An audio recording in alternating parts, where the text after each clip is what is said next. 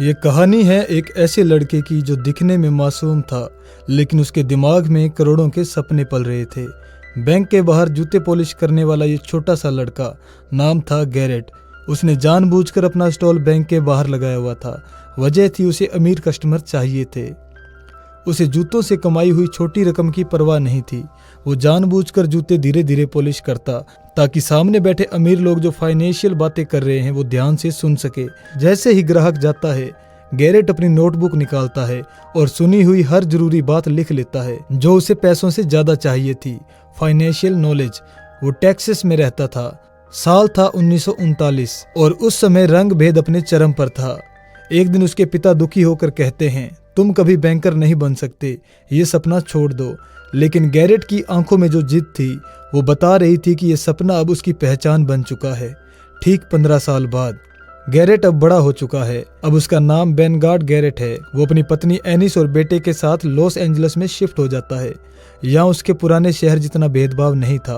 वो फैसला करता है अब समय आ गया है अपना बिजनेस शुरू करने का। वो अपनी पत्नी से वादा करता है, जैसे ही मैं रियल एस्टेट एजेंट बनूंगा हम अपने खुद के घर में शिफ्ट होंगे। नया शहर था इसलिए शुरुआत में उन्हें रिश्तेदार के घर रहना पड़ा, लेकिन गैरेट का दिमाग लगातार काम कर रहा था। उसने देखा उसके इलाके में बहुत से घर खाली पड़े हैं, लेकिन क्यों? क्योंकि वहाँ ज्यादातर ब्लैक लोग रहते थे और खाली घर व्हाइट लोगों के थे। यहीं उसे अपनी जिंदगी का पहला बड़ा बिजनेस आइडिया मिला। वो जानता था व्हाइट लोग यहाँ नहीं रहेंगे, लेकिन उसकी कम्युनिटी के लिए ये जगह परफेक्ट थी। वो एक घर के मालिक के पास जाता है। वो कहता है, आपका घर सालों से खाली पड़ा है, क्यों ना आप मुझे इसे बेच दें। वो $30,000 देने को तैयार था। बाकी पैसे वो तब देता जब घर के सारे कमरे किराए पर चढ़ जाते।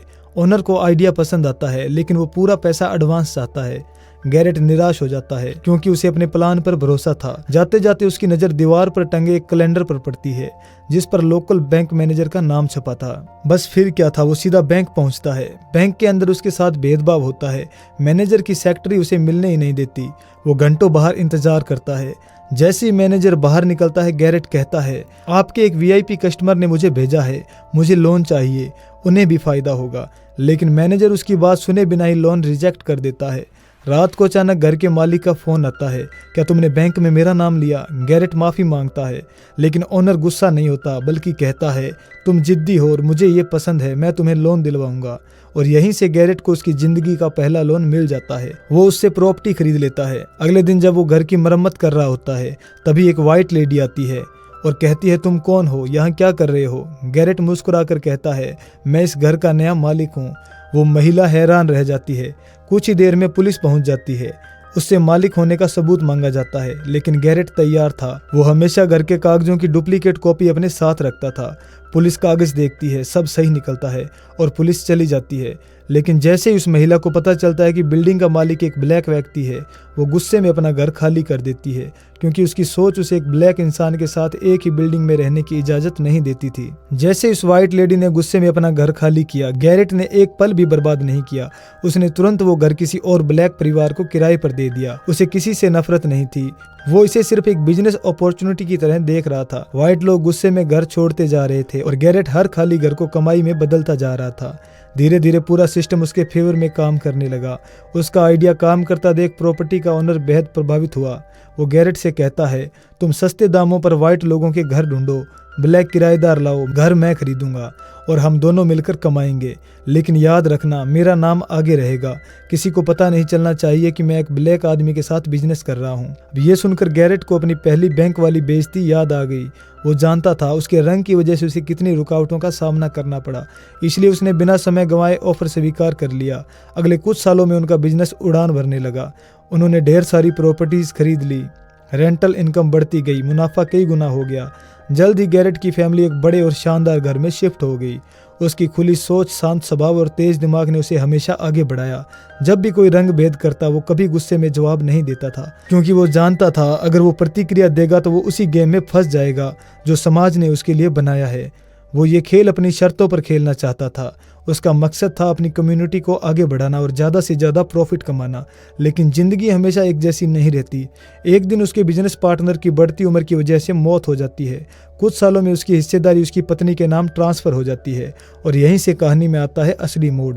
वो औरत अपने पति से बिल्कुल अलग थी। जैसे ही उसे पता चलता है कि आधे शहर की प्रॉपर्टीज के पीछे असली दिमाग ब्लैक आदमी का है, वो आग बबूला हो जाती है। वो गैरेट के साथ काम करने से साफ इनकार कर देती है। इतना ही नहीं, वो गैरेट के हिस्से के शेयर कौड़ियों के दाम पर खरीदना चाहती है और वो धमकी देती है कि अगर तुमने डील साइन नहीं की तो मैं तुम्हें कोर्ट में घसीटूंगी। अब साल है 1940 का दशक। उस समय कोर्ट में किसी ब्लैक आदमी के फेवर में फैसला आना लगभग नामुमकिन था। अगर केस कोर्ट में जाता तो जज कभी उसके पक्ष में फैसला नहीं देते। ये सिर्फ कानूनी लड़ाई नहीं थी, ये एक नस्लवादी सिस्टम के खिलाफ जंग थी। लेकिन गैरेट डरने वालों में से नहीं था। वो कोर्ट में जाने का फैसला करता है, लेकिन उससे पहले उसे ये साबित करना होगा कि वो इस पूरे बिजनेस का असली हिस्सा था और यही साबित करना उसकी जिंदगी की सबसे बड़ी चुनौती बनने वाला था। इतने सालों तक जो छुपाया गया था, आज वही उसके रास्ते की सबसे बड़ी रुकावट बन चुका था। बेनार्ड बैंक मैनेजर के पास मदद मांगने जाता है, लेकिन इस बार भी दरवाजा बंद था। उसे पता चलता है कि मैनेजर पहले से ही उस औरत के साथ मिला हुआ है। गैरेट बैंक की बिल्डिंग के बाहर खड़ा रहता है, वही बिल्डिंग जहां उसे उसके रंग की वजह से अपमानित किया गया था। जिस बिजनेस को उसने खून पसीने से खड़ा किया था, उसे भी उससे छीन लिया गया। लेकिन तभी उसके दिमाग में एक खतरनाक आइडिया आता है। वो देखता है कि उस बिल्डिंग में 4 अलग अलग बैंक के ऑफिस है और वो खुद से कहता है, अगर ये लोग मुझे अंदर आने से रोकते हैं तो मैं पूरी बिल्डिंग ही खरीद लूंगा, फिर देखता हूँ कौन रोकता है। गैरेट एक रियल एस्टेट डेवलपर जो के पास जाता है। शुरू में जो को लगता है ये आदमी पागल हो गया है क्योंकि बिल्डिंग की कीमत बहुत ज्यादा थी, लेकिन थोड़ी देर बातचीत करने के बाद जो समझ जाता है कि गैरेट हवा में बातें करने वालों में से नहीं है। गैरेट की सोच साफ थी, अगर वो बिल्डिंग खरीद लेता है तो चारों बैंक उसके किराएदार बन जाएंगे, उन्हें उसे सर्व करना पड़ेगा और अनजाने में वे खुद उसे अपने फाइनेंशियल सीक्रेट भी बताएंगे। ये सिर्फ प्रॉपर्टी खरीदना नहीं था, ये सिस्टम के अंदर घुसने की चाल थी। लेकिन एक समस्या थी, बिल्डिंग का मालिक व्हाइट था और वो कभी भी सीधे किसी ब्लैक आदमी को इतनी बड़ी डील नहीं देता। उन्हें एक व्हाइट एजेंट की जरूरत थी। गैरेट को याद आता है उसके शुरुआती दिनों में एक ईमानदार और खुले विचारों वाला लड़का उसकी मदद करता था, नाम था मैट। गैरेट उसे अपना फ्रंट एजेंट बनाने का फैसला करता है। अब शुरू होती है असली ट्रेनिंग। गैरेट और जो उसे हाई क्लास मैनर्स सिखाते हैं, रियल एस्टेट की बारीकियां समझाते हैं। उसकी मैथ्स कमजोर थी लेकिन वो क्विक लर्नर था। धीरे धीरे वो इतना ट्रेन हो जाता है कि गोल्फ खेलते खेलते भी दिमाग में कैलकुलेशन कर सकता था। कुछ दिनों बाद मैट बिल्डिंग के ओनर से मिलने जाता है। सब कुछ सही चलता है, लेकिन असली परीक्षा थी नेगोशिएशन। मैट डरा हुआ था। तभी गैरेट अपना मास्टर स्ट्रोक खेलता है। रात को वो बिल्डिंग की खिड़कियों को देखकर कैलकुलेट करता है, कितने ऑफिस किराए पर है, वैकेंसी रेट कितना है, मालिक की असली इनकम कितनी है, खर्च कितना है। वो सारी गणना याद करवाता है। अगले दिन नेगोशिएशन में जो हुआ वो कमाल था। मालिक चाहे जितना भी ऊंचा दाम बोलता, मैट उसे 2 कदम आगे होता। वो अकाउंटेंट से पहले कैलकुलेशन कर देता। मालिक और उसका अकाउंटेंट दोनों शौक हो जाते हैं। उन्हें लगता है कि उनके सामने एक मैथ जीनियस बैठा है। आखिरकार मैट वो बिल्डिंग $1.5 मिलियन में खरीद लेता है। उस दिन के बाद जब भी गैरेट उस बिल्डिंग में जाता, चारों बैंक के प्रेसिडेंट उसका हाथ मिलाकर स्वागत करते। जिस मैनेजर ने कभी उसे अपमानित किया था, अब उसे देखकर चुप हो जाता है, लेकिन गैरेट उसकी तरफ देखता भी नहीं। वो बदला लेने नहीं आया था, वो जीतने आया था। जो और गैरेट का बिजनेस तेजी से बढ़ने लगता है। वो ढेर सारी प्रॉपर्टीज खरीदते हैं। उनकी वजह से कई ब्लैक परिवारों को बड़े शहरों में बिना भेदभाव के रहने का मौका मिलता है। उनके काम की तारीफ अमेरिका के वाइस प्रेसिडेंट तक करते हैं। कुछ साल बाद 1963 में बेनार्ड अपने परिवार के साथ अपने पिता से मिलने टेक्सास जाता है। अपने बेटे की सफलता देखकर उसके पिता की आंखों में गर्व था। अगले दिन गैरेट अपने बेटे के साथ टहलने निकलता है। वो एक पुरानी बिल्डिंग के सामने रुक जाता है, वही जगह जहाँ कभी वह जूते पॉलिश किया करता था। साल बदल गए थे लेकिन शहर नहीं बदला था। टेक्सास अब भी नस्ल भेद से जूझ रहा था और तभी उसकी नजर पड़ती है एक छोटे बच्चे पर जो उसी तरह जूते पॉलिश कर रहा था जैसे कभी वो किया करता था। गैरेट उस बच्चे को देखता है और शायद उसे अपने अतीत का प्रतिबिंब दिखाई देता है। जब गैरेट अपने बेटे के साथ उस बच्चे को जूते पॉलिश करते देखता है तो उसे पता चलता है कि वो बच्चा सिर्फ व्हाइट लोगों के जूते पॉलिश करता है। ये छोटा सा पल गैरेट के दिल में गहरा असर छोड़ देता है। उसे एहसास होता है अगर सिस्टम नहीं बदला तो अगली पीढ़ी भी उसी जगह खड़ी रहेगी जहाँ वो कभी खड़ा था। उसी पल वो एक सीक्रेट फैसला करता है और वो सिर्फ पैसे नहीं कमाएगा, वो इस भेदभाव को जड़ से खत्म करने की कोशिश करेगा। वो जो से मिलता है और कहता है हमें टेक्सास में मेनलैंड बैंक को खरीद लेना चाहिए। अब जो ये सुनकर हैरान रह जाता है, क्योंकि उस दौर में टेक्सास में ब्लैक लोगों को जमीन खरीदने तक की इजाजत मुश्किल से मिलती थी, बैंक खरीदना तो बहुत दूर की बात थी।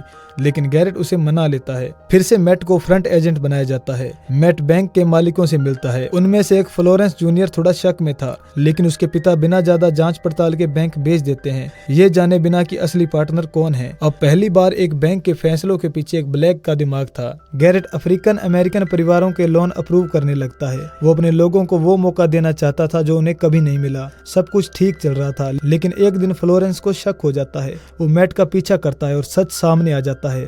बैंक के असली मालिक ब्लैक हैं। वो गुस्से से भर जाता है। वो धमकी देता है 1 महीने में बैंक का फेडरल इंस्पेक्शन होगा और तुम सब पकड़े जाओगे। मैट के दिमाग में एक नया प्लान आता है, क्यों ना हम एक नया बैंक खरीद ले और सारे लोन उसमें ट्रांसफर कर दे। मजबूरी में वही किया जाता है, लेकिन जल्दबाजी में कई प्रोटोकॉल्स नजरअंदाज हो जाते हैं। फ्लोरेंस अपनी वीआईपी क्लाइंट्स को पैसे निकालने को कहता है। बैंक पर दबाव बढ़ने लगता है। अगले ही दिन फेडरल बैंक एग्जामिनर जांच के लिए पहुंचता है। गैरेट सफाई कर्मचारी का वेश बनाकर अंदर जाता है ताकि मैट के पास रह सके, लेकिन सब बेकार।